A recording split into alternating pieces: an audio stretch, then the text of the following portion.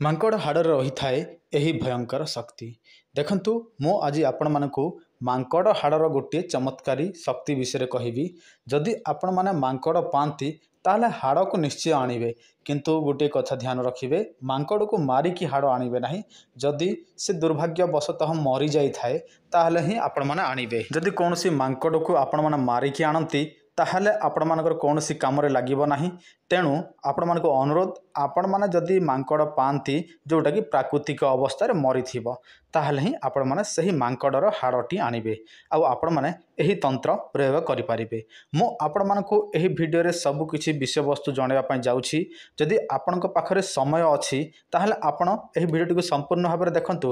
ଯଦି ସମୟ ନାହିଁ ତାହେଲେ ଆପଣମାନେ ପରେ ମଧ୍ୟ ଦେଖିପାରିବେ। ଯଦି ଆପଣମାନେ ନେତା, ଅଭିନେତା, ବ୍ୟବସାୟୀ କିମ୍ବା କୌଣସି ସାମାଜିକ ପ୍ରତିଷ୍ଠିତ ବ୍ୟକ୍ତି ଅଟନ୍ତି ଆଉ ଆପଣମାନଙ୍କର ଶତ୍ରୁ ବହୁତ ଅଛନ୍ତି, କିମ୍ବା ଆପଣମାନେ ଗୋଟିଏ ସର୍ବସାଧାରଣ ଲୋକ ମଧ୍ୟ ଅଟନ୍ତି କିନ୍ତୁ ଆପଣମାନଙ୍କର ଶତ୍ରୁ ବହୁତ ଅଛନ୍ତି, ତାହେଲେ ଆପଣମାନେ ଏହି ମାଙ୍କଡ଼ର ହାଡ଼କୁ ନିହାତି ଭାବରେ ବ୍ୟବହାର କରନ୍ତୁ।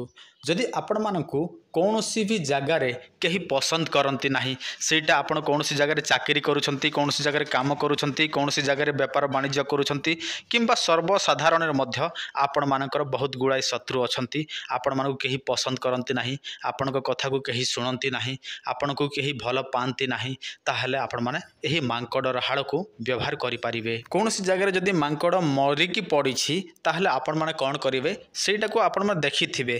ଯେବେ ଶନିବାର ଦିନ ପୁଷ୍ୟ ନକ୍ଷତ୍ର, ରବିବାର ଦିନ ପୁଷ୍ୟ ନକ୍ଷତ୍ର କିମ୍ବା ଗୁରୁବାର ଦିନ ପୁଷ୍ୟ ନକ୍ଷତ୍ର ପଡ଼ୁଛି, ସେଇଦିନ କ'ଣ କରିବେ, ମାଙ୍କଡ଼ର ହାଡ଼କୁ ନେଇକି ଆସିବେ। ତାପରେ ଆପଣମାନେ ସେଇ ହାଡ଼ଟିକୁ ଭଲ ଭାବେ ଗଙ୍ଗା ଜଳ ହେଉ, ତୁଳସୀ ପାଣି ହେଉ କିମ୍ବା ପଞ୍ଚାମୃତରେ ଧୋଇଦେବେ।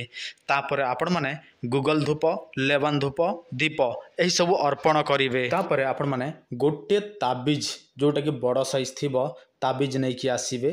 ତାପରେ ଆପଣମାନେ ସେଇ ତାବିଜରେ ସେଇ ହାଡ଼ ଖଣ୍ଡକୁ ଆପଣମାନେ ପୂରାଇ ଦେବେ। ଦେଖନ୍ତୁ, ସବୁଠାରୁ ଭଲ ହେବ ଆପଣମାନେ ଅରିଜିନାଲ ତମ୍ବା ତାବିଜ, ରୂପା ତାବିଜ, ସୁନା ତାବିଜ, ଯେକୌଣସି ତାବିଜ ବି ବ୍ୟବହାର କରିପାରିବେ, ଅନ୍ୟ କୌଣସି ତାବିଜ ବ୍ୟବହାର କରିବେ ନାହିଁ। ତ ଆପଣମାନେ ସେଇଟାକୁ ପୂରାଇ ଦେବେ ଆଉ ଆପଣମାନେ କୌଣସି ଏକ ଜାଗାରେ ରଖିଦେବେ ଏବଂ 7 ଦିନ ପର୍ଯ୍ୟନ୍ତ ଗୁଗଲ ଧୂପ, ଲେବାନ ଧୂପ ଯାହା ବି ଆପଣମାନେ ଦେଉଥିବେ। ଯେତେବେଳେ ଆପଣମାନଙ୍କର 7 ଦିନ ପୂର୍ଣ୍ଣ ହେବ, 8 ନମ୍ବର ଦିନରେ ଆପଣମାନେ କ'ଣ କରିବେ, ସେହି ତାବିଜଟିକୁ ନିଜର ବାହୁରେ କିମ୍ବା ନିଜର ବେକରେ ଧାରଣ କରିବେ।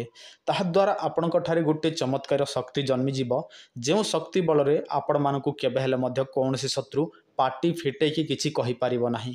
ଯେଉଁମାନେ ଆପଣଙ୍କୁ ଦେଖୁଥିଲେ ହସୁଥିଲେ, ଯେଉଁମାନେ ଆପଣଙ୍କୁ ତିରସ୍କାର କରୁଥିଲେ, ସେମାନେ ଆପଣଙ୍କ ସହିତ ଶ୍ରଦ୍ଧାରେ କଥାବାର୍ତ୍ତା ହେବେ। ଯେଉଁମାନେ ଆପଣଙ୍କୁ ଦେଖୁଥିଲେ ଘୃଣା କରୁଥିଲେ, ସେମାନେ ଆପଣଙ୍କୁ ପ୍ରେମ କରିବାକୁ ଲାଗିବେ। କିନ୍ତୁ ପ୍ରେମ ମାନେ ଏମିତି ନୁହେଁ ଯେ ଖରାପ ପ୍ରେମ। ପ୍ରେମ ମାନେ ଆମର ଭଲ ଭାବେ କଥା ହେବା, ଭଲ ଭାବେ ସମ୍ପର୍କ ରଖିବା, ସେସବୁକୁ ପ୍ରେମ କୁହାଯାଏ। କିନ୍ତୁ ଉଲ୍ଟା ସୁଲ୍ଟା ଭାବିବେ, ସେଇଟା ପ୍ରେମ ନୁହେଁ।